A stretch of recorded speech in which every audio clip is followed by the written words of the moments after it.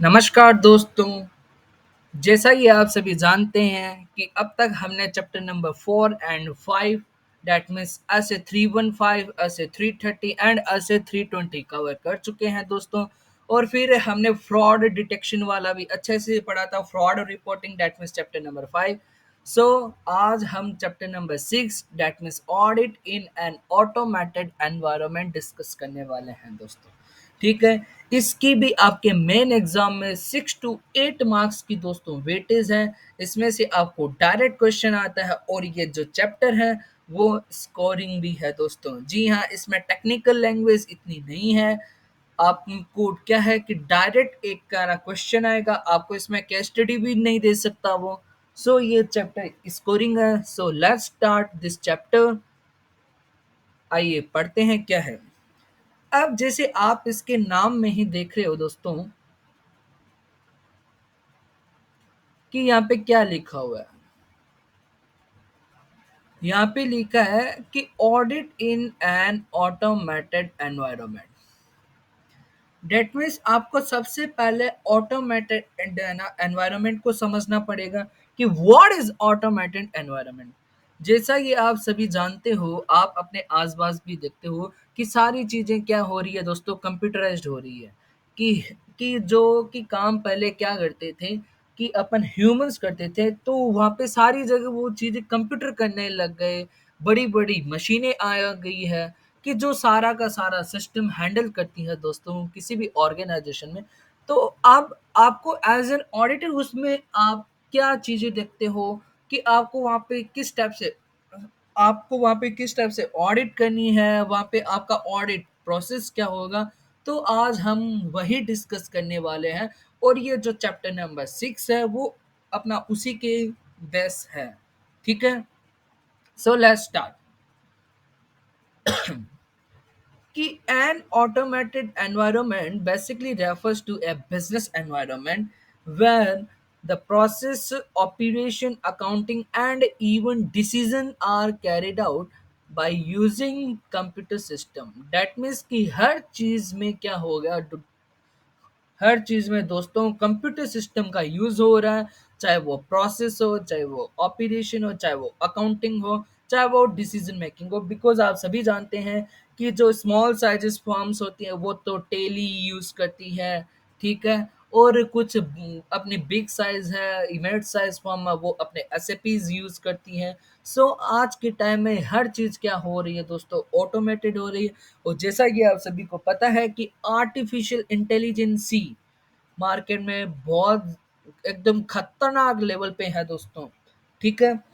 और जो भी अपने साइंटिस्ट भी प्रेडिक्ट कर रहे हैं कि जल्दी ही आपको रोबोट्स भी देखने को मिलेंगे। डेट मीन्स ह्यूमन का जो काम था वो आज के टाइम में या आने वाले टाइम में सब कुछ मशीनें कर रही है दोस्तों। ठीक है। सो अब पढ़ते हैं आगे दोस्तों। Nowadays, it is a very common to see computer system being used in almost every type of business। कि आपको सारे बिजनेसेस में क्या है, कंप्यूटर सिस्टम देखने को मिल जाता है दोस्तों। चाहे वो बैंक है तो उसका का जो एटीएम है तो आपको वो एटीएम क्या है दोस्तों, वो भी कंप्यूटराइज्ड होता है और ऑटोमेटिक काम करता है। अब आते हैं इसके की फीचर्स कि है ना, कोई कंपनी किसी बिजनेस प्रोसेस में या अपनी ऑर्गेनाइजेशन में ऑटोमेशन क्यों लाती है। इसका बहुत ज़्यादा बेनिफिट होता है, जैसे कॉस्ट रिडक्शन। ठीक है। और जो टाइम जो इन्वॉल्वमेंट होता है वो। ठीक है। और अगर कंपनी को अपना स्कोप बढ़ाना है, लार्ज वॉल्यूम ऑफ ट्रांजैक्शन है, तो उसको भी रिकॉर्ड इजीली किया जा सकता है। कि जैसे एक टेली है, तो अब उसमें अगर आप जनरल पोस्टिंग करते हो दोस्तों, तो आपका उसमें बैलेंस शीट ऑटोमेटिकली होता है और उसमें पीएनडल भी ऑटोमेटिक बनता जाता है। सिर्फ आपको जनरल पोस्टिंग अच्छे से करनी है दोस्तों। ठीक है। तो मतलब इस टाइप से काम करना इजी होता है दोस्तों। ठीक है। सो कंप्यूटराइज्ड क्या है, एवरी ऑर्गेनाइजेशन इसको यूज करता है।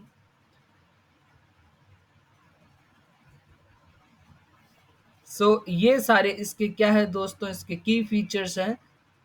Enable faster business operation, accuracy in data processing and computation ability to process large volume of transaction, integration between business operation, better security and controls, less prone to human errors, and provides latest information. ठीक है। अब आपको जैसे कि पता है कि अगर किसी बिजनेस में ज़्यादा ऑटोमेशन है, तो वो क्या कॉम्प्लेक्स ज़्यादा होगा या कम होगा? वो कॉम्प्लेक्स ज़्यादा होगा, ठीक है? तो ये वहाँ पे यही चीज़ है कि complexity of business environment depends on the level of automation, कि if a business environment is more automated, it is likely to be more complex, ठीक है? अब दोस्तों एक चीज आती है अपना रियल टाइम बेस्ड जो चलता है ऑटोमेशन, उसमें क्या होता है कि जैसे ही आप किसी भी ट्रांजेक्शन को क्या करते हो कि मतलब उसको रिकॉर्ड करते हो, तो वो आपको ऑटोमेटिक प्रोसेस होके क्या कर देता है, आपको रिपोर्ट दे देता है। मतलब उसमें टाइम लेग दोस्तों बिल्कुल नहीं होता, सारा इंस्टेंटली इमीडिएटली बेसिस पे होता है दोस्तों। सो अब उसमें रिस्क ज्यादा होंगे कम होंगे? उसमें रिस्क ज्यादा होंगे, ठीक है। तो इस टाइप से जो ऑटोमेशन की आपको रिस्क भी देखने को मिलते हैं। सो अब आगे पढ़ते हैं दोस्तों हम। ये इसका एक और फीचर है, कनेक्टिविटी एंड नेटवर्किंग कैपेबिलिटीज।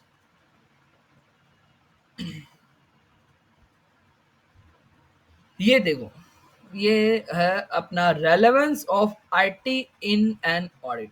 अब जैसा कि आप सभी को पता है कि अभी हमने ऊपर पढ़ा कि जो कि आईटी है या कंप्यूटर सिस्टम है, तो वो तो प्रोसेस में भी हो सकता है या वो ऑपरेशन में भी हो सकता है।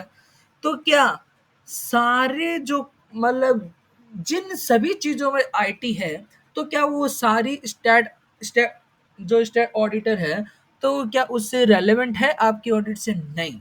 जो कि अपने फाइनेंशियल स्टेटमेंट से अपने को रिलेट करता है, सिर्फ एज एन ऑडिटर वो उसी को टेस्ट करता है, वो उसी को क्या है देखता है, क्योंकि मतलब उसको तो फाइनेंशियल स्टेटमेंट की ऑडिट करनी है ना, ठीक है, क्योंकि उसको तो उस पे कंफर्ट लेना है। तो वो सारी टेस्टिंग नहीं करता, तो वो अपनी रेलेवेंसी टेस्ट करता है। वो अपनी रेलेवेंसी देखता है कि कौन कौन सी जो जो आईटी है, कौन कौन सी डिपार्टमेंट में जो आईटी है, वो उसकी फाइनेंशियल स्टेटमेंट को क्या कर रही, हिट कर रही है या उनके ऊपर इम्पैक्ट डाल रही है। कि अभी जैसे ही मैंने आपको बताया कि ट्रांजेक्शन रिकॉर्ड करना, तो ये जो क्या है, ये आपका नंबरिंग सिस्टम आ गया। दैट मीन्स ये आपके फाइनेंशियल स्टेटमेंट पे इम्पैक्ट डालता है टैली, तो वो फिर उसको भी क्या करेगा, टेस्ट करेगा, उसको भी वो रेलेवेंट कंसिडर करेगा दोस्तों, ठीक है। सो अब हम पढ़ते हैं आगे दोस्तों। ये इसके बेसिक एग्जांपल है दोस्तों कि आपको फाइनेंशियल स्टेटमेंट में कहाँ-कहाँ पे जो है वो आपको ऑटोमेशन देखने को मिल जाता है। जैसे computation and calculations and accounting entries, business policies and procedure, reports and user access and security.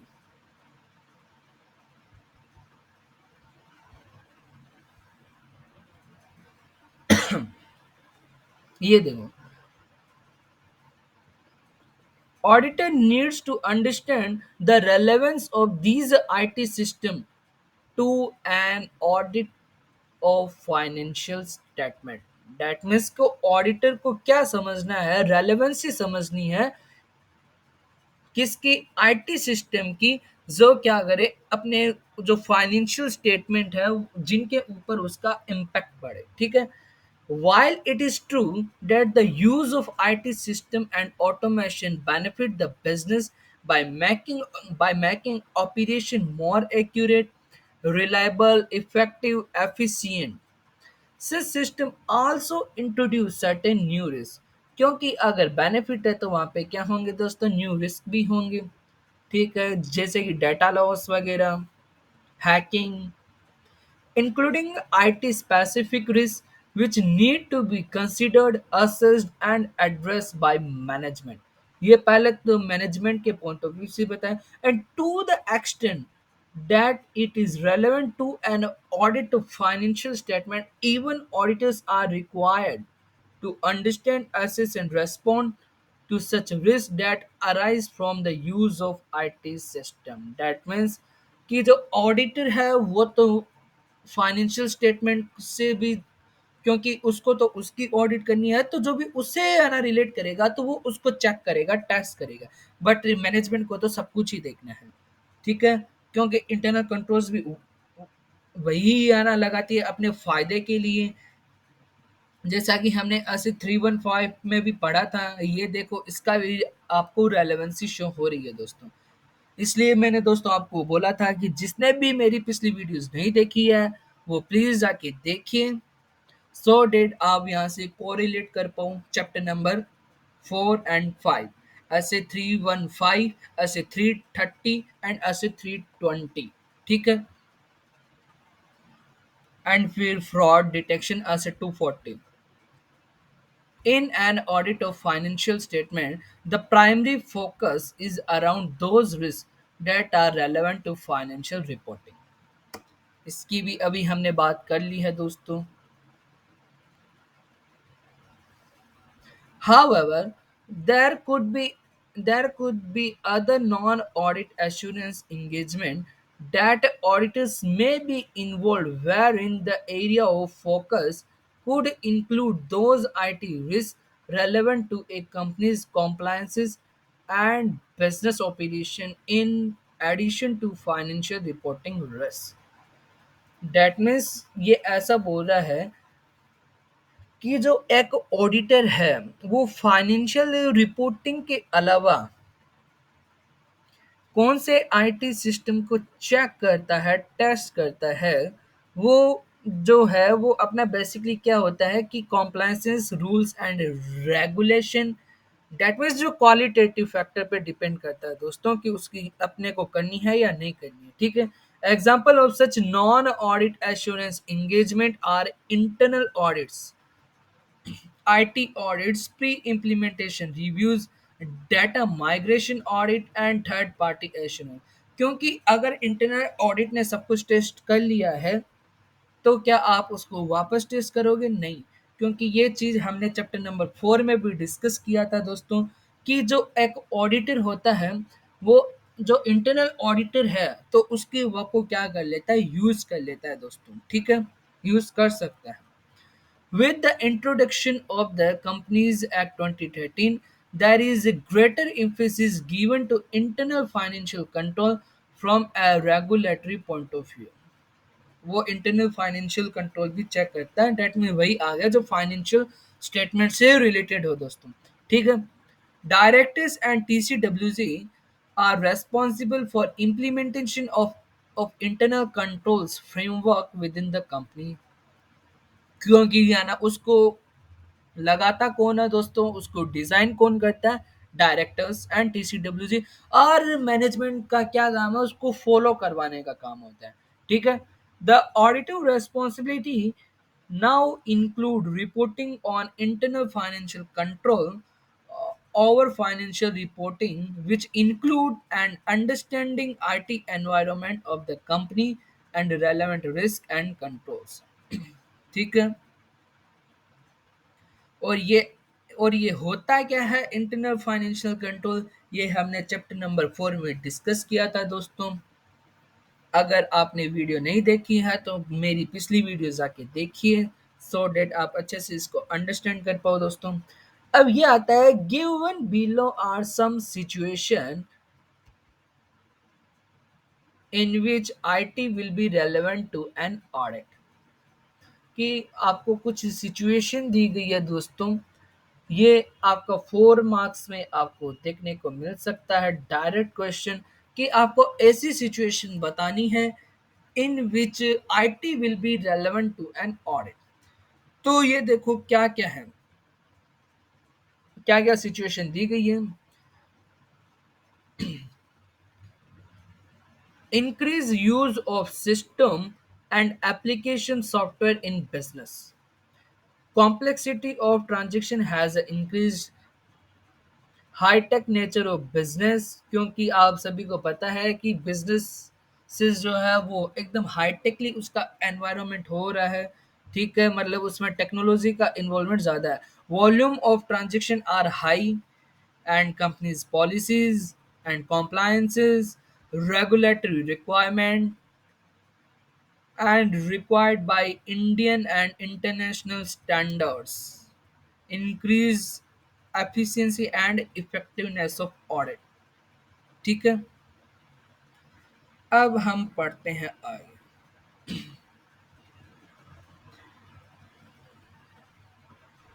अब आता है risk and controls in an automated environment, understanding and documenting automated environment. जैसे कि आप सभी को पता है कि मतलब अगर आप इसको ऑडिट से को रिलेट भी ना करो तो आप क्या देखते हो दोस्तों कि आपको सबसे पहले किसी भी ऑडिट को स्टार्ट करने से पहले जो कि मतलब क्या होता है, कंपनीज होता है, ऑर्गेनाइजेशन स्ट्रक्चर होता है, गवर्नेंस स्ट्रक्चर होता है, तो आप उसको अंडरस्टैंड करते हो। अब आपको ऑटोमेटेड एनवायरनमेंट की ऑडिट करनी है तो आप सबसे पहले उसको अंडरस्टैंड करोगे एंड आप उसकी डॉक्यूमेंटिंग करोगे। और आपको पता है कि डॉक्यूमेंटिंग क्यों करते हैं, क्योंकि अगर आपने डॉक्यूमेंटिंग नहीं की तो ऐसा माना जाता है कि एक ऑडिटर ने कुछ भी नहीं किया। That means documenting is very necessary, compulsory. ठीक है,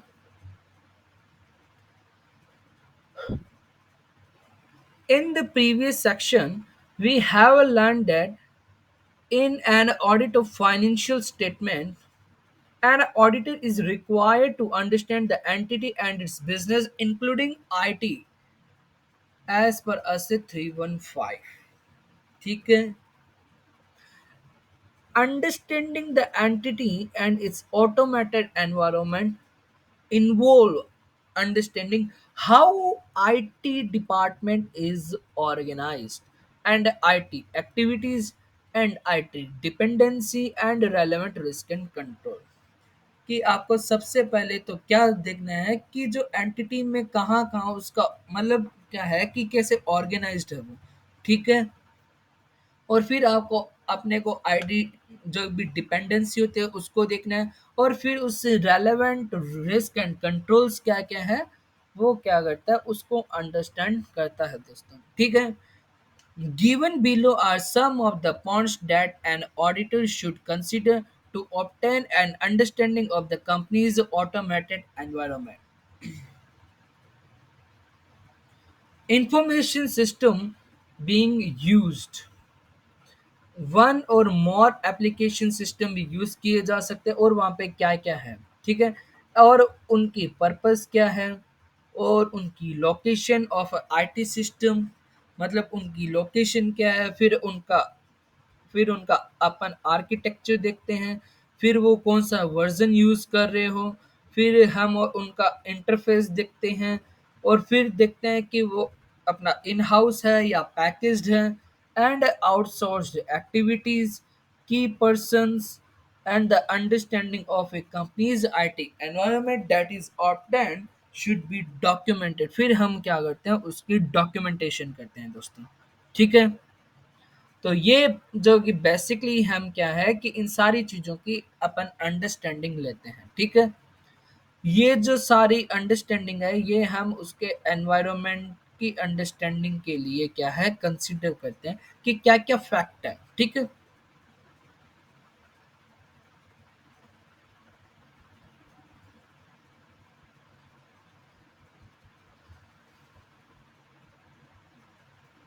अब ये जो है दोस्तों कि given below are some such risk that should be considered, और ये जो रिस्क है दोस्तों ये हमने ऐसे 315 में जब हमने चैप्टर नंबर 4 था हमने उसमें भी इसको कंसीडर किया था, उसको भी वहाँ पे पढ़ा था। सो दोस्तों ये सेम है, डिट्टो है दोस्तों, कोई भी चेंजेस नहीं है कि इन एक्यूरेट प्रोसेसिंग ऑफ डाटा, कि जो कि आपने डाटा कंप्यूटर को दिया उसने क्या कर दिया इनएक्यूरेट प्रोसेस कर दिया, या फिर जो है कि है ना प्रोसेस ही उसने गलत कर दिया। ठीक है, या फिर आपने डेटा ही उसको गलत दिया है तो उसने उसको प्रोसेस कर दिया, ठीक है।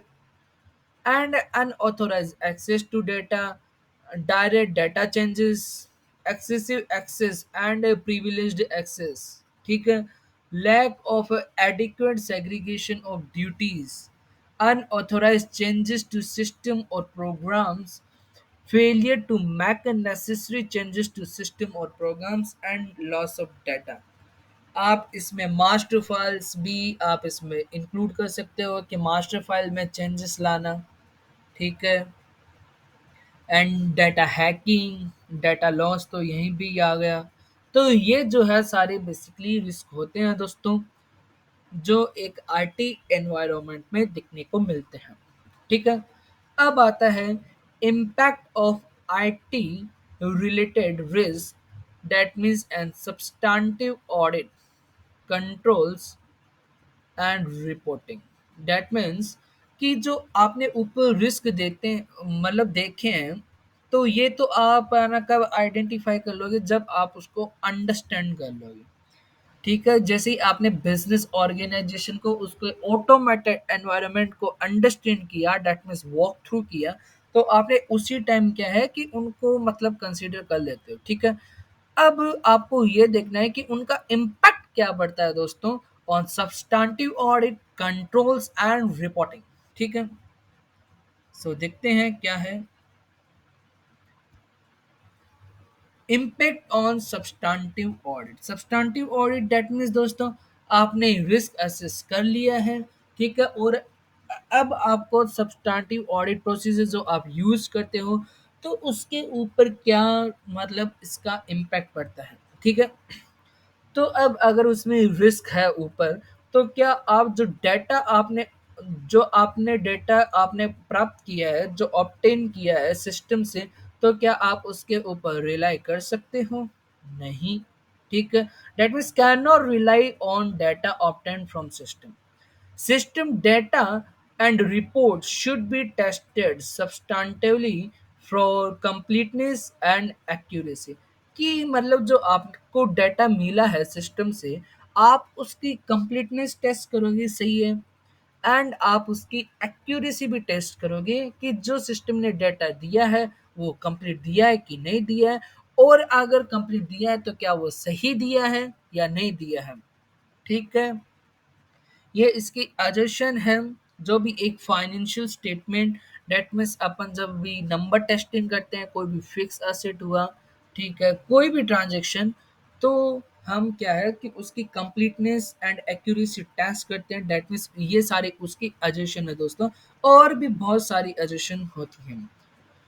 मोर ऑडिट एविडेंस इज नीडेड। आपको अगर उसके ऊपर रिलाई करना है तो आपको और ज़्यादा एविडेंस चाहिए, ठीक है।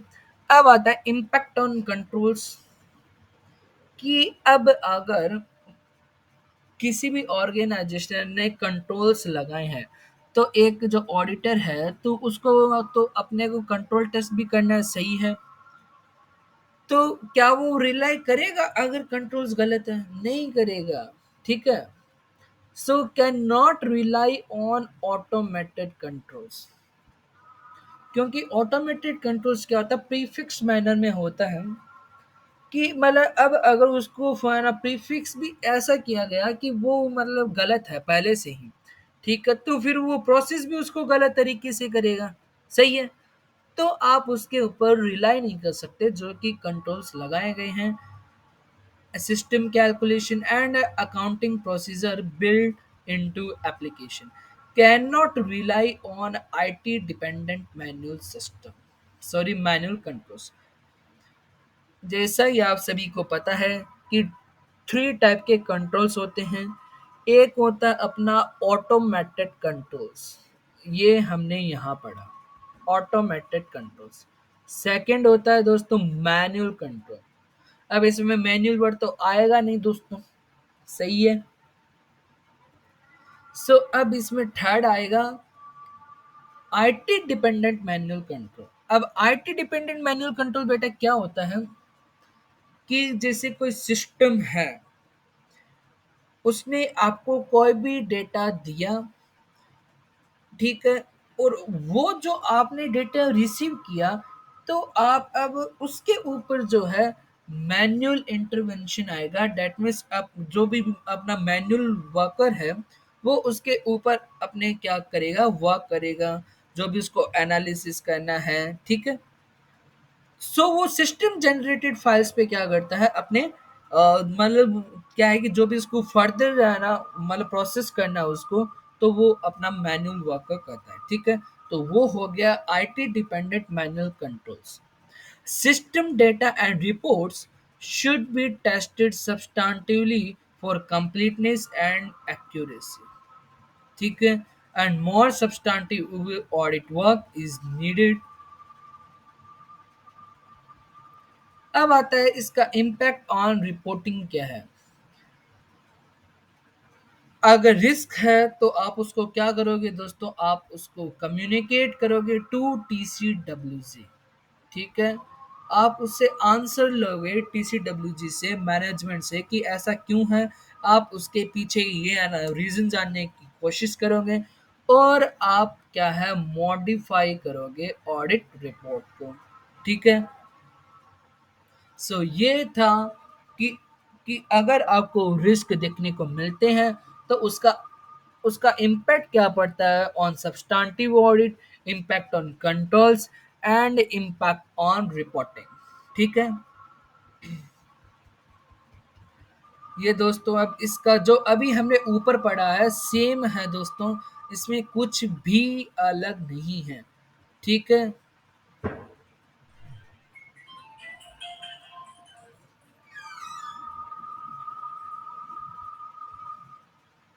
अब हमारा नेक्स्ट कॉन्सेप्ट आता है types of controls in an automated environment. अब आप सभी को पता ही होगा दोस्तों, क्योंकि ये रिवीजन वीडियोस हैं, तो मैं ऐसा मान के चलता हूँ कि आप सभी को पता है कि कितने टाइप के कंट्रोल्स होते हैं। और जिसको नहीं पता है दोस्तों वो आओ देखते हैं कितने टाइप्स के कंट्रोल होते हैं। तो दोस्तों बेसिकली थ्री टाइप्स के कंट्रोल होते हैं। First general IT controls, that means general controls. Second number आता है अपना एप्लीकेशन कंट्रोल्स एंड थर्ड आता है आईटी डिपेंडेंट कंट्रोल्स। अब दोस्तों जनरल कंट्रोल्स जो है वो जो है अपना एप्लीकेशन कंट्रोल में क्या करता है, हेल्प करता है। और जो जनरल कंट्रोल्स जो होते हैं वो आपकी पूरी एंटिटी ऑर्गेनाइजेशन के ऊपर क्या है लगाए जाते हैं, ठीक है। और उसके उसके कारण क्या होता है कि पूरी एंटिटी पे इम्पैक्ट आता है, ठीक है। तो बेसिकली जनरल आईटी कंट्रोल्स जो है, जनरल कंट्रोल्स है वो अच्छे होने चाहिए सो डेट आपके एप्लीकेशन कंट्रोल भी क्या हो, अच्छे हो, ठीक है। एंड जनरल जो कंट्रोल्स होते हैं दोस्तों वो क्या होते हैं, परवेसिव इन नेचर होते हैं। क्यों, क्योंकि ये आपकी पूरी एंटिटी को इम्पैक्ट डालता है, आपकी पूरी जो भी एंटिटी भी है उसके ऊपर लगाए जाते हैं दोस्तों, ठीक है, सारी एक्टिविटीज पे, ठीक है। सो ये जनरल जो भी कंट्रोल्स होते हैं वो एप्लीकेशन कंट्रोल को क्या करता है, सपोर्ट करता है, ठीक है। फिर आता है अपना एप्लीकेशन कंट्रोल। तो दोस्तों एप्लीकेशन कंट्रोल है वो क्या हो सकता है, अपना ऑटोमेटेड कंट्रोल भी हो सकता है या फिर क्या हो सकता है, मैनुअल कंट्रोल्स भी हो सकता है दोस्तों। और third number IT dependent controls, ये अभी हमने जस्ट अच्छे से पढ़ा था कि ये क्या होता है दोस्तों, कि आईटी डिपेंडेंट कंट्रोल्स में आपको जो सिस्टम होता है, सिस्टम आपको डाटा जनरेट करके देता है, सिस्टम उसको प्रोसेस आना करके देता है, और फिर आपको जो भी जो है ना डिसीजन वगैरह लेने हैं वो क्या करता है कि मैनुअल वर्क करता है, ठीक है, जो कि उसके ऊपर बेस्ड होते हैं, ठीक है। लेट्स डिस्कस अबाउट इट कि general IT controls are policies and procedure. Keyword highlight कीजिएगा बेटा।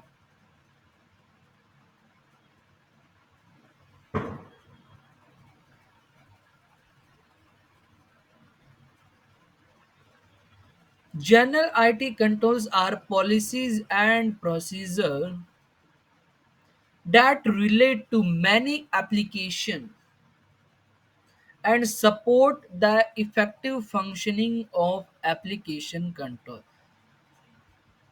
that relate to many application and support the effective functioning of application control, जैसा कि मैंने अभी आपको बताया. They apply to mainframe, mini frame and user environment. क्यों? क्योंकि ये तो पूरे सिस्टम पे लगाए जाते हैं दोस्तों, पूरी ऑर्गेनाइजेशन एंटिटी पे. ठीक है. सो ये चाहे अपना मिनी फ्रेम हो या मैन फ्रेम हो या फिर एंड यूजर एनवायरनमेंट हो, तो इसको कहीं पे भी अप्लाई किया जा सकता है. General IT controls that maintain the integrity of information and security of data. Security of data commonly includes controls over the following. First are the data center and network operation, program changes, access security, and application system acquisition, development and maintenance. ठीक है. That means ये सारे के सारे क्या है दोस्तों, decision. That mean ये हायर मैनेजमेंट डिसाइड करता है दोस्तों.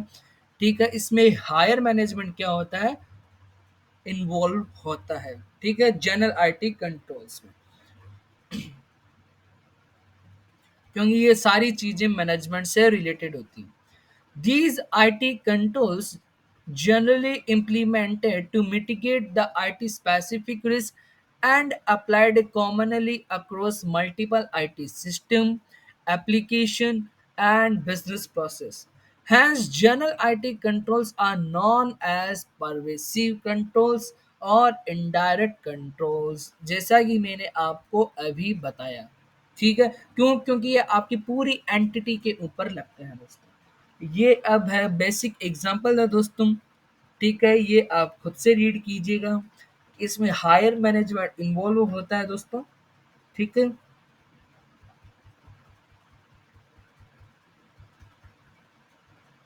अब आता है application control. Application control include both automated environment and manual control. जैसा कि मैंने आप सभी को बताया था कि ये ऑटोमेटेड भी हो सकते हैं और मैनुअल भी हो सकते हैं, that operate at a business process level. Automated application controls are embedded into IT application जैसे कि ERP and help in ensuring the completeness, accuracy and integrity of data in those system. Examples है दोस्तों. Example of automated application include edit check, validation of input data, sequence number check, कि अगर आपका 1 2 और फिर आपने 4 5 कर दिया, तो ये आपको ऑटोमेटिक बता देगा कि क्या है, कि आपकी सीक्वेंस में मिस्टेक है, आपका 3 मिसिंग है. User limit check. अगर आप जो है अपना इंटरनेट बैंकिंग लॉगिन करते हो दोस्तों, सो मतलब अगर आपने एक बार पासवर्ड गलत लगाए, दो बार पासवर्ड गलत लगाए, तीसरी बार लगाए, तो मैक्सिमम अटेम्प्ट के बाद में आपको ब्लॉक कर दिया जाता है दोस्तों. डेट मीन्स उसमें यूजर लिमिट्स भी क्या है, इन्वॉल्व रहती है. सेम एज इन एटीएम, कि अब अगर आप पासवर्ड भूल जाते हो, तो आपको वो 4 5 मौके देता है, और अगर आप फिर भी याद नहीं रखते हो, तो फिर क्या है, आपको वो ब्लॉक कर देता है. So user limit check, reasonable check and mandatory data field. जैसे कि आपका स्टार मार्क, रेड मार्क होता है, कि जस्ट अगर आपने वो फुलफिल नहीं किया है, तो आप उस फॉर्म में क्या है, कि आगे फर्दर प्रोसीड नहीं कर सकते. ठीक है. तो मैंडेटरी डेटा फील्ड्स. अब आता है आईटी डिपेंडेंट कंट्रोल्स. ये भी हमने अच्छे से पढ़ा है दोस्तों, कि IT dependent controls are basically manual controls that make use of some form of data or information or report produced from IT system and application. कि जो डाटा होता है या इंफॉर्मेशन होता है which is produced from IT system, मतलब वो system generated होता है और उसके ऊपर क्या है, मैनुअल वर्क होता है. ठीक है, in this case even though the control is perform manually, the design and effectiveness of such control depends on the reliability of source data. कि अब अगर सिस्टम ने आपको गलत डेटा दिया है, तो तो आपका मैनुअल कंट्रोल कितना भी अच्छा हो दोस्तों, क्या वो सही होगा? नहीं होगा, वो सही वर्क नहीं कर सकता। तो it's totally depend on IT. तो इसमें एक वर्ड मिसिंग है, कि आपको यहाँ पे आएगा कि आईटी डिपेंडेंट मैनुअल कंट्रोल आपको लिखना है दोस्तों। ठीक है, manual controls, IT dependent manual control. Due to inherent dependency on IT, the effectiveness and reliability of automated application control and IT dependent controls require the general IT controls to be effective. क्यों? जैसा कि मैंने अभी आपको बताया था कि जो जनरल जो आईटी कंट्रोल्स होते हैं वो अपने एप्लीकेशन कंट्रोल को क्या करता है, सपोर्ट करता है दोस्तों, और आईटी डिपेंडेंट कंट्रोल्स को भी सपोर्ट करता है। कि this is a very important कि आपके जनरल आईटी कंट्रोल्स हो वो सही होने चाहिए। ठीक है, क्योंकि ये आपके पूरी एंटिटी पे लगते हैं। अब ये बेसिक है general IT controls versus application control, ये मैंने अभी आपको बताया भी था कि these two categories of control over IT system are interrelated. The relationship between the application control and the general IT control is such that key general IT controls are needed to support the functioning of application control. That means totally depend on general controls, and both are needed to ensure complete and accurate information processing through IT system.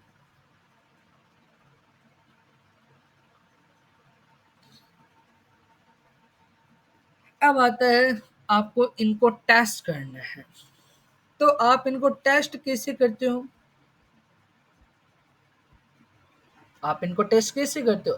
आपको वही normal audit procedure जो अब तक हम use करते आ रहे हैं, inquiry, observation, inspection and re performance, आपको वही सब यूज करके क्या है कि आपको इनकी टेस्टिंग करनी होती है। ठीक है, और जैसा कि मैं आप सभी को बोलता हूँ कि inquiry is not sufficient alone, कि ये क्या है कभी भी अकेले में सफिशिएंट नहीं होता। डेट मीन्स आपको वो कॉम्बिनेशन यूज करना पड़ता है, चाहे आप अपना इंस्पेक्शन यूज करो, या फिर आप री परफॉर्मेंस या री कैलकुलेशन, ऑब्जर्वेशन। ठीक है, आपको फर्दर ऑडिट प्रोसीजर लगाने पड़ते हैं। When testing an automated environment, some of the more common method are as follows. कौन कौन से मेथड है, तो आपको मेथड बताएंगे कि obtain an understanding of how an automated transaction is processed, मतलब कि कैसे एक ट्रांजेक्शन क्या होता है, प्रोसेस होता है, by doing a walk through। Starting में मैंने आपको बताया कि जब भी आप ऑडिट प्रोसेस करते हो तो आपको सबसे पहले वॉक थ्रू करना पड़ता है, और आप वॉक थ्रू में क्या टेस्ट करते हो, यही सब आप चीज़ें देखते हो। ठीक है, क्या देखते हो बताओ? आप प्रोसेस चेक करते हो, और फिर आप रिस्क चेक करते हो, और फिर उस रिस्क को मिटिगेट करने के लिए कौन से कंट्रोल्स यूज किए गए हैं, आप वो टेस्ट करते हो, मतलब अंडरस्टैंड करते हो। Observe how a user process transaction under different scenario. Inspect the configuration defined in an applications,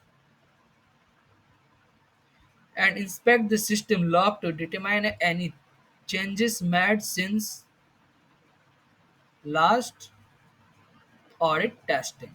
ठीक है, तो ये बेसिक ऑडिट प्रोसीजर है दोस्तों, एग्जांपल्स हैं।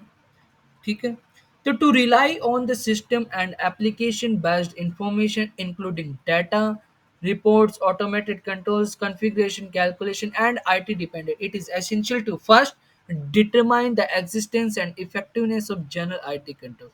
और जहाँ पे कंट्रोल्स की बात आती है तो इसकी एडिशन मैंने आप सभी को बताई थी दोस्तों, क्या होता है, इफेक्टिवनेस।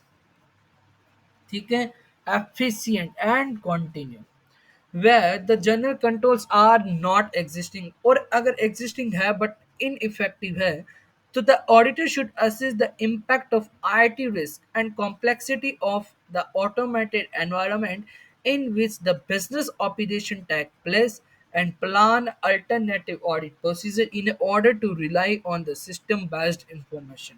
ठीक है, ये हमने डिस्कस कर लिया है दोस्तों।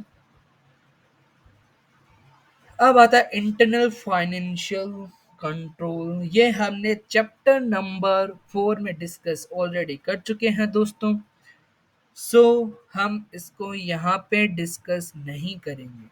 ठीक है, आप मेरी चैप्टर नंबर 4 की रिवीजन वीडियोस देखिए, आपको वहाँ पे मिल जाएगा इंटरनल फाइनेंशियल कंट्रोल, अच्छे से डिस्कस किया था। हाँ, बस वहाँ पे हमने इसकी एप्लीकेबिलिटी नहीं देखी थी, तो हम यहाँ पे इसकी एप्लीकेबिलिटी देखते हैं कि सेक्शन 134 क्या कहता है कि in case of a listed company, the director's responsibility statement shall state करेगा कि the directors had let down internal financial controls to be followed by the company and that such internal financial control are adequate and were operating effectively.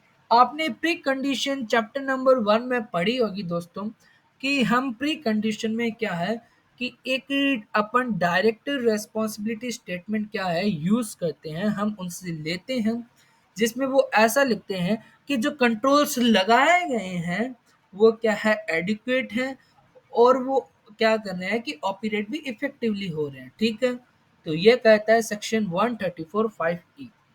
Section 134(3)(1) क्या कहता है of the the auditor report shall state whether the company has an adequate internal financial control system in place and also on the operating effectiveness of such control। कि मतलब कि जो auditor होता है उसको भी क्या करना है, रोमम निकालना है। और रोमम के दो कंपोनेंट होते हैं दोस्तों, inherent risk and control risk. और कंट्रोल रिस्क निकालने के लिए उसको कंट्रोल टेस्ट करने पड़ेंगे। तो कंट्रोल टेस्ट करने हैं तो अब वो क्या करता है, जो कि ये सेक्शन 143 है, वो ऐसा बोलता है कि जो तुमने कंट्रोल टेस्ट किए हैं which relate to financial reporting, उनके ऊपर तुम्हें क्या देना है, रिपोर्ट देना है। That is called internal financial जो कंट्रोल होते हैं उनके ऊपर रिपोर्ट देना। ठीक है, ICOFR. And this requirement shall not apply to private company which is which is OPC, मतलब ये OPC के ऊपर नहीं लगता। And has a turnover less than 50 crore as per latest audited financial statement. मतलब कि जो ऑडिटेड फाइनेंशियल स्टेटमेंट है उसमें टर्न ओवर अगर 50 करोड़ से लेस देन है तो फिर उस प्राइवेट कंपनी के ऊपर ये एप्लीकेबल नहीं होता, बाकी सारी प्राइवेट कंपनी पे ये एप्लीकेबल होता है।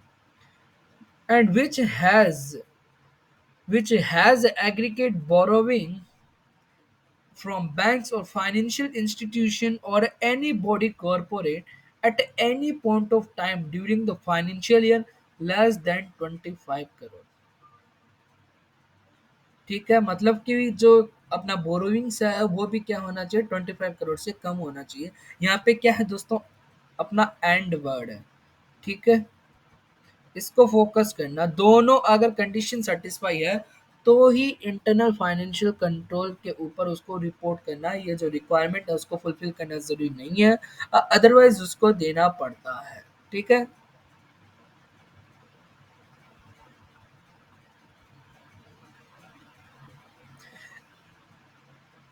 every audit committee shall act करेगी in accordance with the terms of reference specified in writing by the board which shall state include evaluation of internal financial control and risk management system। ठीक है, ये था section 177।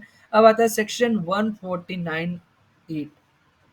The companies and independent directors shall abide by the provisions specified in Schedule 4 which lays down in the code for independent directors. As per this code, the role and function of independent director include that they shall satisfy themselves on the integrity, ये जे नहीं है दोस्तों यहाँ पे, on the integrity of financial information, and that financial controls and the system of risk management are robust and defensible.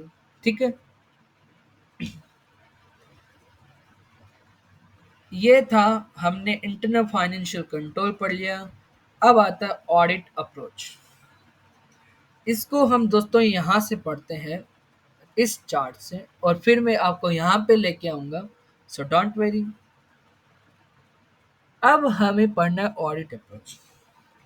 अब basically आपको इसमें ये देखना है कि आपके ऑडिट की कितनी स्टेजेस होती हैं। तीन, प्लानिंग, एग्जीक्यूशन एंड रिपोर्टिंग। ठीक है, तो आप क्या है, तीनों फेजेस पे क्या करते हो कि आपको ऑटोमेटेड एनवायरनमेंट जो है आपको उसको कंसीडर करना है। ठीक है, आपको क्या करना है, उसको कंसीडर करना है कि वहाँ पे आईटी से रिलेटेड कुछ है, रिस्क कंट्रोल्स, वो सब आपको क्या है, कंसीडर करना है।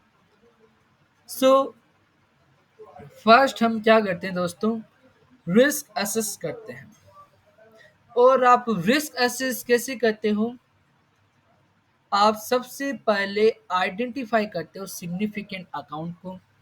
ठीक है, और वो आप सिग्निफिकेंट अकाउंट है ना, आप किस बेसिस पे निकालते हो दोस्तों, एक तो वो क्वांटिटेटिव और दूसरा आता है क्वालिटेटिव। यहाँ पे थोड़ा सा वर्ड मिसिंग है दोस्तों, यहाँ पे आएगा क्वांटिटेटिव और ये आएगा क्वालिटेटिव।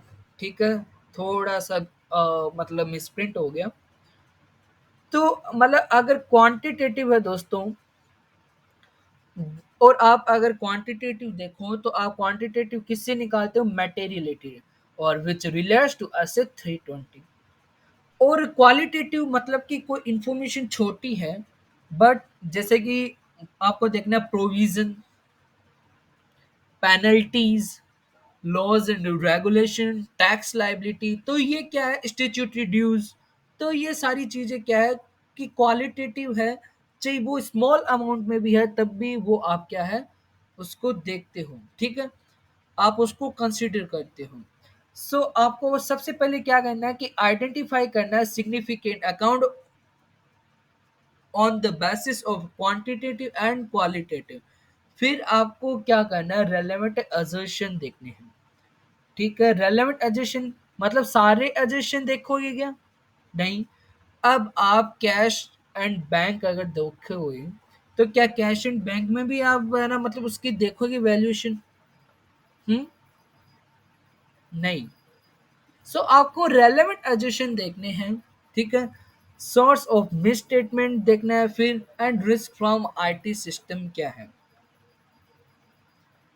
कि फिर आप ये देखोगे कि सोर्स क्या है of miss statement and risk from IT system, मतलब आईटी से रिलेटेड क्या रिस्क है।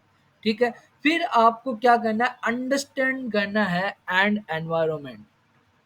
ठीक है, अंडरस्टैंड द एनवायरनमेंट। सो आपको सबसे पहले, आप जैसे जानते हो, आप वॉक थ्रू करते हो, वॉक थ्रू में आप अंडरस्टैंड करते हो, तो आपको अंडरस्टैंडिंग करनी है of business process. Business process आप अंडरस्टैंड करते हो using flow chart. Flow chart, या फिर आप क्या है कि जैसे आपकी बुक में भी लिखा है क्या, फ्लो चार्ट हो गया। ठीक है, और आप नैरेटिव यूज़ करते हो, बट आप बेसिकली अब क्या है कि नैरेटिव यूज़ नहीं करते हो। एंड यहाँ पे प्लेसमेंट वर्ड हो सकता है, बट अभी वो यूएस में ही कंपलसरी है, जैसा कि मैंने आपको मतलब चैप्टर नंबर 4 में भी बताया था।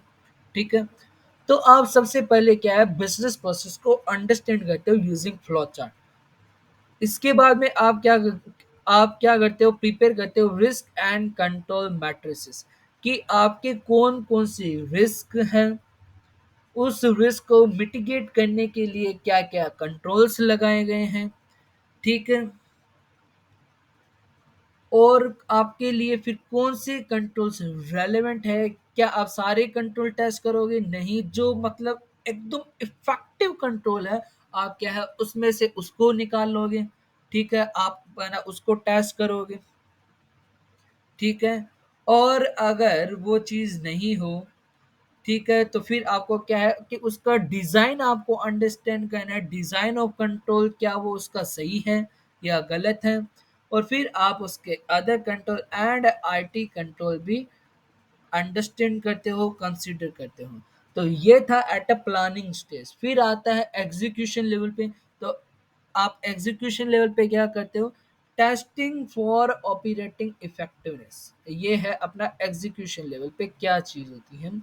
ठीक है, तो आप सबसे पहले nature timing and extent of control testing देखते हो। ठीक है, फिर आप reliability of source data, that means information produce bye E entity, आप उसको टेस्ट करते हो। ये है अपना जो कि रियल लाइफ में हम वर्ड यूज करते हैं, आईपी की टेस्टिंग आप करते हो। ठीक है, कि मतलब जो सोर्स, मतलब कहाँ से डेटा जनरेट हुआ है, उसका सोर्स क्या है, उस आप उसकी रिलायबिलिटी टेस्ट करते हो। फिर आप सैंपल टेस्टिंग करते हो। और फिर आप competence and independence of staff या टीम परफॉर्मिंग कंट्रोल टेस्टिंग भी करते हो। That means S 220 and SQC 1। ठीक है, फिर आता है रिपोर्ट पे। तो आप सबसे पहले इवेल्युएट करते हो कंट्रोल डेफिशिएंसी। ठीक है, कि आपकी कौन कौन सी कंट्रोल लाना डेफिशिएंसी है। मतलब ठीक है, सिग्निफिकेंट डेफिशिएंसी आप देखोगे, मटेरियल वीकनेसेस। फिर आप देखोगे कि remedial of control weakness, that means compensating control, कि मतलब अगर एक कंट्रोल सही नहीं है, तो आप देखोगे कि कौन सा कंट्रोल उसको कॉम्पनसेट कर रहा है, कि मतलब उसका इफेक्ट ऑलमोस्ट खत्म कर देता है, दैट मीन्स नलिफाई कर देता है। ठीक है, फिर आप इंटरनल कंट्रोल मेमो आप देखते हो। फिर आप क्या है लास्ट में ऑडिट रिपोर्ट जनरेट कर देते हो। ठीक है, तो ये था अपना audit approach on each phase automated environment. ठीक है, कि सबसे पहले आपने क्या किया, रिस्क एसेस किया। और रिस्क एसेस आपने ये है ना किस बेसिस पे किया, कि identify significant account on quantitative and qualitative basis. And फिर आपने अजर्शन टेस्ट किए, एसेस किए। ठीक है, फिर आपने source of misstatement and risk from IT system भी आपने देखा। ठीक है, कंसीडर किया। फिर आपने अंडरस्टैंडिंग करनी है आपको एनवायरनमेंट की। सो आप है ना किसके थ्रू करते हो ये बिजनेस प्रोसेस को understand, using flow chart, placement. फिर जो भी अदर थे जो कि हमने चैप्टर नंबर 4 में पढ़े थे, तो आप उनका भी यूज करते हो। And prepare risk and control matrices. ठीक है, and understand design of control, क्योंकि आप सारे कंट्रोल टेस्ट करोगे क्या, नहीं, जो कि इफेक्टिव होंगे और जो कि सबसे ज्यादा रेलेवेंट होंगे आप उनको टेस्ट करोगे। अब लेट सपोज करो कि अगर उनका डिजाइन ही अच्छा नहीं है, तो क्या आप है ना क्या आप उसको टेस्ट करोगे आगे? नहीं करोगे। क्यों करना यार उसका फिर, मतलब क्या मतलब है उसको टेस्ट करने का, कि अगर कंट्रोल ही खराब है तो आप उसका डिजाइन एंड इम्प्लीमेंटेशन, D&I में यहाँ पे बोलूंगा, कि आप उसकी वो समझते हो डिजाइन एंड इम्प्लीमेंटेशन। फिर आप other control and IT related control भी अंडरस्टैंड करते हो। फिर आता है एग्जीक्यूशन फेज पे, that means testing for operating effectiveness. That means आप उसमें क्या करते हो, nature timing extent of control testing, मतलब कि जो कि कंट्रोल है उसका नेचर क्या है, उसका टाइम क्या है, और कुछ हद तक उसको मतलब क्या है, किस एक्सटेंट तक उसको टास्क करना है। ठीक है, and reliability of source data, that mean information produce by entity, उसको आप टेस्ट करोगे। फिर सैंपल टेस्टिंग, और यहाँ पे स्प्रेडशीट भी एक ही चीज है दोनों। And competency and independence of staff, team performing control testing भी आप करोगे। ठीक है, फिर आता है रिपोर्ट। तो आप सबसे पहले क्या करते हो कि अपना इवेल्युएशन करते हो कंट्रोल डेफिशिएंसी। फिर आता है significant deficiency and material weaknesses and remediation of control weaknesses. That means कौन से कॉम्पनसेटिंग कंट्रोल्स है दोस्तों। फिर इंटरनल कंट्रोल मेमो बनाते हो आप, एंड लास्ट में ऑडिट रिपोर्ट जनरेट करते हो। ये था पूरा audit approach on each phase. ठीक है, प्लानिंग, एग्जीक्यूशन एंड रिपोर्ट। और ये दोस्तों इम्पोर्टेंट मार्क करिएगा, 5 मार्क्स में, 6 मार्क्स से डायरेक्ट क्वेश्चन आ सकता है दोस्तों। ठीक है, आप ऑडिट अप्रोच बताओ। 4 लेवल है दोस्तों। ठीक है, ये दो प्लानिंग लेवल पे आ गए, और ये आ गया अपना एग्जीक्यूशन लेवल, फिर आ गया रिपोर्टिंग लेवल पे। और ये देखो सेम चीज़ है कि आप सबसे पहले सिग्निफिकेंट अकाउंट को आइडेंटिफाई करते हो, फिर क्वालिटेटिव एंड क्वांटिटेटिव कंसिडरेशन, मतलब आप किस बेसिस पे सिग्निफिकेंट अकाउंट को क्या करते हो, कंसीडर करते हो, आइडेंटिफाई करते हो। फिर आता है आपको रेलेवेंट फाइनेंशियल स्टेटमेंट अजर्शन आप कंसीडर करते हो। ठीक है, कि मतलब आपको क्या क्या देखना है। फिर आइडेंटिफाई करते हो likely source of miss statement, that mean source of miss statement and IT related risk and controls. ठीक है, फिर आप क्या करते हो, अंडरस्टैंड एंड इवेल्युएट करते हो।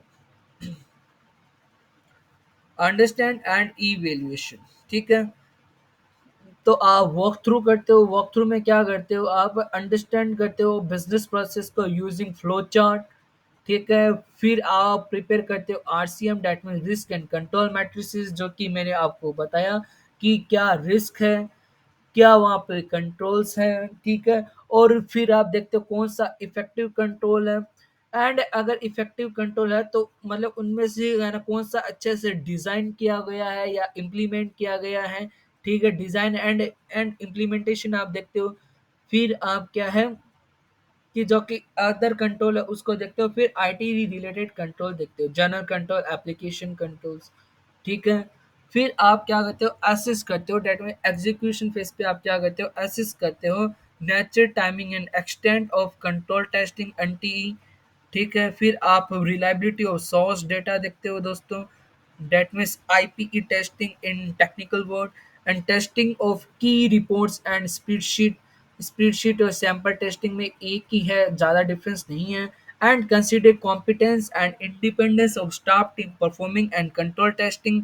फिर आता है इवेल्युएट कंट्रोल डेफिशिएंसी, डेट में रिपोर्टिंग फेज आ गया। रिपोर्टिंग में क्या करते हो, आप सबसे पहले अपन इवेल्युएट करते हैं what, control deficiency and significant deficiency and material weaknesses. फिर आप देखते हो remediation of control weakness, that means compensating control कौन से हैं दोस्तों। फिर आता है internal control memo and management letter, that means आप जो कि रिटर्न रिप्रेजेंटेशन मंगवाते हो दोस्तों। ठीक है, और फिर आता है ऑडिटर्स रिपोर्ट। ये था अपना इम्पोर्टेंट कॉन्सेप्ट, और इसको 5 मार्क्स में, 6 मार्क्स में आप कंसीडर करो दोस्तों। वेरी वेरी इंपॉर्टेंट और सबसे टेक्निकल कॉन्सेप्ट यही था दोस्तों, जो मैंने आपको अच्छे से डिटेल में करवाया है। ठीक है, आप को रिलेट ना करके चलोगे तो आपको इजीली अंडरस्टैंड करके आप इसको याद कर सकते हो, वरना ये चीज़ें याद नहीं हो सकती, आप रट नहीं सकते, और मैं कभी रटवाता भी नहीं हूँ दोस्तों। ठीक है, अब आता है अपना डाटा एनालिटिक्स। जैसा कि आप सभी को पता है दोस्तों कि आज के टाइम में डाटा एनालिटिक्स बहुत ही हैवी चीज़ हो गई है। सारे ये कोर्स करते हैं। डाटा डाटा एनालिटिक्स एक टूल है, ठीक है, जो क्या करता है, डाटा एनालिसिस में वर्क करता है। ठीक है, अब इसका ऑडिट में क्या रेलेवेंसी है कि जो कि एक अपना कोई भी डेटा एनालिटिक्स टूल अगर यूज़ करते हैं तो उससे एक ऑडिटर का काम इजी हो जाता है। ठीक है, कि आप सैंपल अच्छे से यारा निकाल पाते हो, मटेरियलिटी यारा लेवल आप अच्छे से देख सकते हो। ठीक है, तो ये जो डेटा एनालिटिक्स है वो एक ऑडिटर की हेल्प करता है, उसका काम आसान करता है दोस्तों। ठीक है, in today's digital age, when companies rely on more and more on IT controls and network to operate business, the amount of data and information that exists in this system is enormous. A famous businessman recently said, "Data is the new oil." मतलब कि सब कुछ data ही है, data को asset माना जाता है company की। ठीक है, और आजकल हर एक कंपनी के पास डेटा एनालिटिक्स बहुत ज़्यादा है। आप अगर बिग फोर में भी देखोगे तो वहाँ पे भी डेटा एनालिटिक्स की जॉब रिक्वायरमेंट खुली हुई है दोस्तों। ठीक है, तो डेटा एनालिटिक्स बहुत ही गजब की चीज़ है दोस्तों। The combination of process, tools, techniques that are used to tap vast amount of electronic data to obtain meaningful information is called data analytics। इसमें इस वर्ड को यहाँ पे हाईलाइट करो दोस्तों कि the combination of process, tools and techniques, तीनों चीजों का ये क्या है दोस्तों, कॉम्बिनेशन है जो यूज किया जाता है to tap vast amount of electronic data to obtain meaningful information.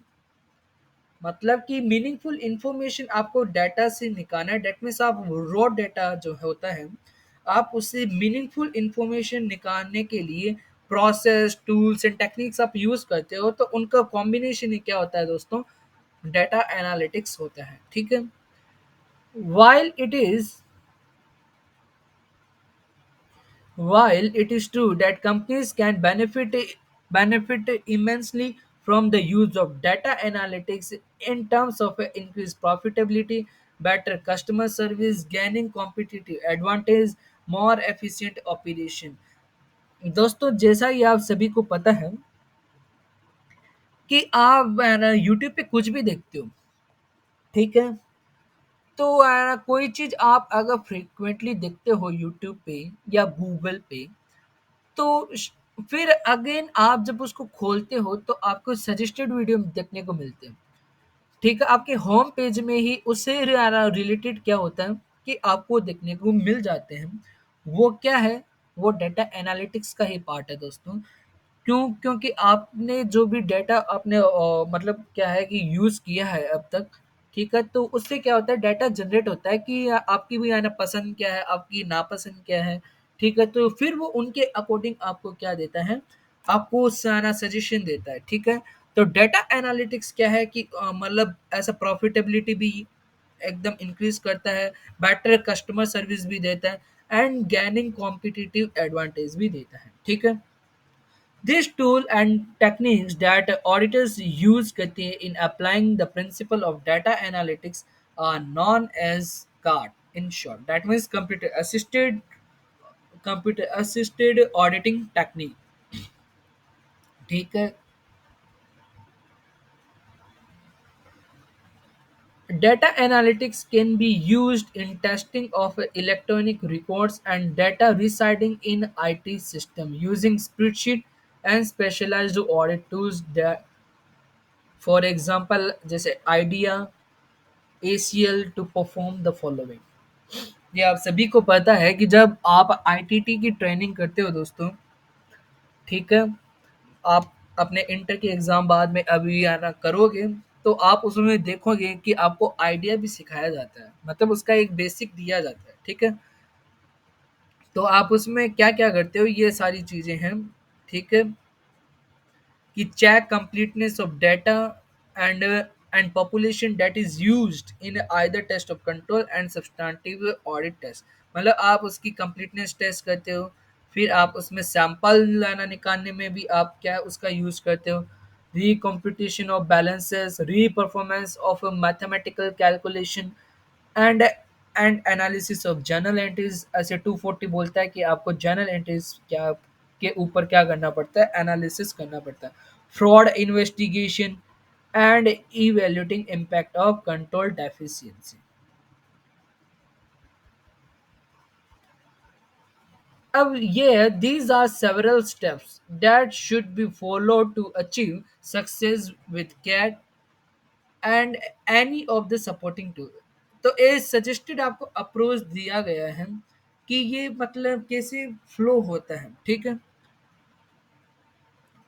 तो आप सबसे पहले क्या करते हो, इसके कंपोनेंट्स है दोस्तों ये, कि आप सबसे पहले अंडरस्टैंड करते हो what business environment including IT, सही है। फिर आप अपने ऑब्जेक्टिव डिसाइड करते हो और ऑब्जेक्टिव के साथ में आप इसके क्या है, आप अपने स्कोप भी आप डिसाइड करते हो। मैं यहाँ पे स्कोप भी इंक्लूड करूंगा दोस्तों, define the objective and criteria and scope. फिर आप क्या है अपना आईपी टेस्टिंग करते हो दोस्तों। डेट मीन्स अपना identify source and format of data. Data में इंफॉर्मेशन प्रोड्यूस बाय एंटिटी, आप उसको टेस्ट करते हो, आइडेंटिफाई करते हो। फिर आप डाटा को एक्सट्रैक्ट करते हो दोस्तों, ठीक है। फिर आप क्या है कि डाटा को वेरीफाई करते हो, उसकी कंप्लीटनेस एंड एक्यूरेसी। एंड इसके बाद में आता है दोस्तों कि मतलब आपके जो क्राइटेरिया है, तो आप उन क्राइटेरिया को जो भी आपने क्या डेटा को एक्सट्रैक्ट किया था, तो उसके ऊपर आप अपने क्राइटेरिया को अप्लाई करते हो। फिर आप वैलिडेशन एंड आप क्या करते हो कि कंफर्म करते हो, और लास्ट में आप उसको रिपोर्ट करके डॉक्यूमेंटेशन कर देते हो, क्योंकि जब तक आपने डॉक्यूमेंट नहीं किया, डेट मीन्स आपने कुछ भी नहीं किया। सो दोस्तों, ये आज का जो चैप्टर नंबर 6 है, ये अपना खत्म हुआ दोस्तों, ठीक है। और मैंने अच्छा से डिटेल में पढ़ाया है। एंड मिलते हैं नेक्स्ट वीडियो में। और अब तक जिसने भी मेरी पिछली वीडियोस नहीं देखी है, वो प्लीज़ देखिएगा, क्योंकि जो चैप्टर नंबर 7 आएगा, अब नेक्स्ट चैप्टर सैम्पलिंग वाला, वो पूरा अपनी पिछली वीडियोस पर डिपेंड करेगा। और ये जो चैप्टर नंबर 6 भी था, आपने आपने जैसा भी नोटिस किया होगा कि इसमें भी चैप्टर नंबर 4 ऐसे 315 ऐसे 330 इन सभी के ऊपर डिपेंडेंट है, ठीक है। तो आपको अब मेरी जो भी पिछली वीडियोस है वो देखनी है, ठीक है। मिलते हैं नेक्स्ट वीडियो में। Thank you, bye bye, take care दोस्तों।